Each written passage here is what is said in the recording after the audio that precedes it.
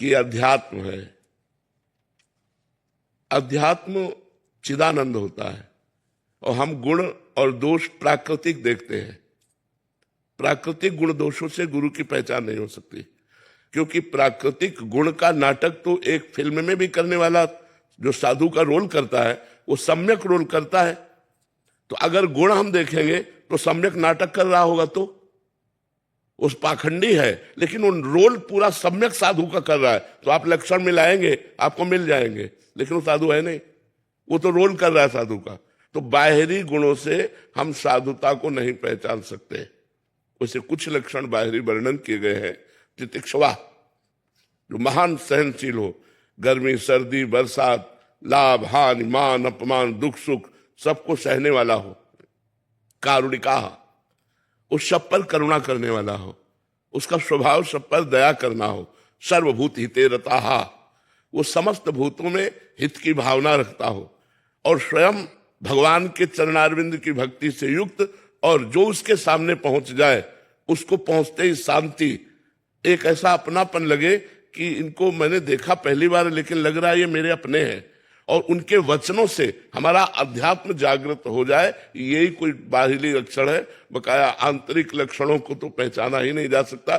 जैसे निर्मोह, अब मोह रहित होकर के करुणा करना है, यही महापुरुषों में होता है। वो प्यार का नाटक करते हैं, सबसे प्यार का नाटक करते हैं, लेकिन उनका किसी से प्यार नहीं होता, एकमात्र परमात्मा से प्यार होता है। वो परमात्मा में अपने चित्त को रखते। कारुणिका, करुणा करनी है लेकिन निर्ममो निरहंकारा, करुणा करते हुए ममता और अहंकार ना आने पावे। वो सिद्ध महापुरुष निर्मोह होते हैं, वो सिद्ध महापुरुष निर्माण होते हैं। वो सिद्ध महापुरुष का किसी का संग उनके ऊपर रंग नहीं ला सकता। चाहे जितना कोई भोग सामग्री भोगी वस्तुएं हो, उनका चित्त कभी चलायमान नहीं हो सकता। वो जित संग दोषा, निरंतर आत्मस्वरूप में स्थित रहते हैं, द्वंद्वों पर विजय प्राप्त किए होते हैं, सुख दुख में समान भाव रखते हैं। ऐसे महापुरुष भगवत प्राप्त होते हैं। ऐसे भगवत प्राप्त महापुरुषों को गुरु बनाना चाहिए। पर हम नहीं जानते कि वो रोल कर रहे हैं या वास्तविक है।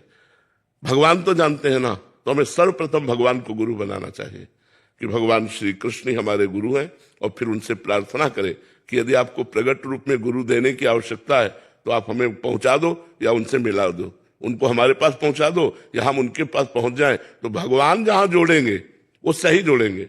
हम किसी के प्रवचन से प्रभावित होकर, किसी की महिमा से प्रभावित होकर, तो पूर्व जन्म के पुण्यों से भी होता है। तो अब बहुत लोग सलाम कर रहे हैं, उनको सलूट कर रहे हैं, नमस्कार कर रहे हैं। तो बहुत लोगों का नमस्कार करना कोई साधुता का लक्षण नहीं। बहुत अच्छा प्रवचन कर लेना, एक से एक लक्ष्यदार भाषण देने वाले लोग हैं कि आप शब्द पर मोहित हो जाएंगे, ऐसे ऐसे बोलने वाले, तो क्या वो साधु हो गए क्या? तो क्या हम साधुता की पहचान माने? यही मान रहित होना, मोह रहित होना, संग दोष का प्रभाव न पड़ना, आत्मस्वरूप में स्थित रहना, समस्त द्वंद्वों पर विजय प्राप्त करना, सुख दुख में समान भाव। ये तो बाहरी दिखाई नहीं देंगे। जितने हम लक्षण बता रहे हैं सब आंतरिक है, और आंतरिक लक्षणों का बाह्य नाटक तो कोई बहुत अच्छे ढंग से कर सकता है। जो नाटक करता है वो बहुत अच्छे ढंग से कर सकता है कि सही महात्मा में त्रुटि हो सकती है, लेकिन नाटक करने वाले में त्रुटि नहीं मिलेगी, क्योंकि वो नाटक कर रहा है।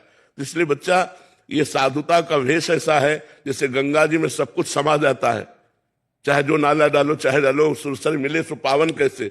ऐसे इस वेश में असली नकली कई प्रकार के होते हैं। तो आप पहचाने नहीं जा सकते कि असली कौन है, क्योंकि बाहरी गुण माया जनित है, और माया जनित गुणों से वो मायातीत होता है, वो गुणातीत होता है। तो महात्मा को कैसे पहचाना जा सके? जैसे भगवान अपने आप को जना दे तो कोई जान जाए, ऐसे महात्मा अपना परिचय खोल दे तो कोई जान जाए नहीं। महात्मा को जानना बड़ा कठिन होता है।